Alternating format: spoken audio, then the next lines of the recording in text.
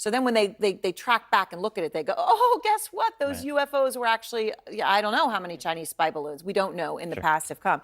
And we know the spy balloons are part of an extensive Chinese surveillance program, as you point out, right? So, all these reports about all these objects of UFOs, some people were sort of scoffing when others said, oh, it's got to be China. Well, now it appears that plenty of those quote unquote UFOs were Chinese surveillance equipment.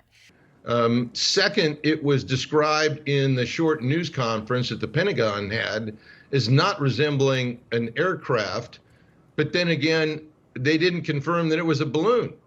So it will remain an unidentified flying object until we get further verification of what it might have been. The government has indicated that they've called it an object, that it doesn't resemble the balloon that the Chinese launched and transited the United States.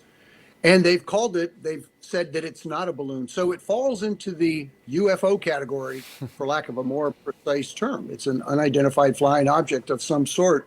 And it's really speculation what it could be.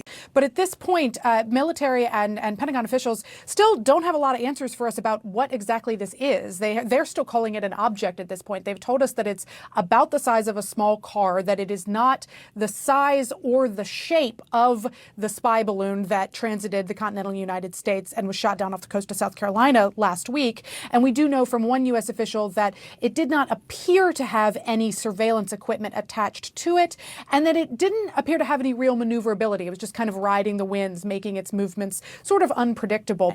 In this instance, the U.S. military really didn't know what it had on its hands and still apparently doesn't. We are being told by Pentagon officials that the item in question did not bear any sort of shape or size similarities to the Chinese spy balloon, that it appeared to not be maneuverable itself. It was sort of riding the airwaves, which makes its movements very unpredictable. But at this point, they're still calling it an object. This morning, we are learning Pentagon and State Department officials believe Chinese President Xi Jinping may not have known about Beijing's suspected spy balloon and its mission. President Biden now saying that balloon was a violation of international law, but not a major security breach. The total amount of intelligence gathering that's going on by every country around the world is overwhelming. And the idea that a balloon could traverse, break American airspace is, anyway, it's not a major breach. We start with the breaking news in our world lead. The United States military has taken down another high-altitude object flying over the United States this afternoon. The White House announced the object was shot down at 1:45 p.m. Eastern Time at the direction of President Biden. U.S. officials say it was flying off Alaska's northern coast at an altitude of 40,000 feet and was approximately the size of a small car. But as of now, the administration is not offering many more details than that.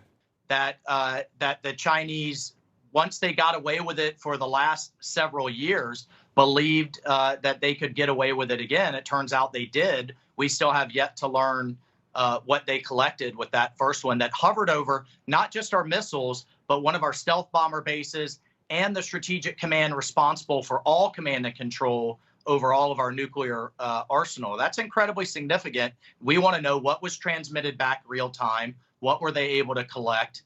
We'll see, what we do with the forensics, but I'm glad at least now we're taking action on the West Coast before it enters rather than waiting till the spy craft is done spying.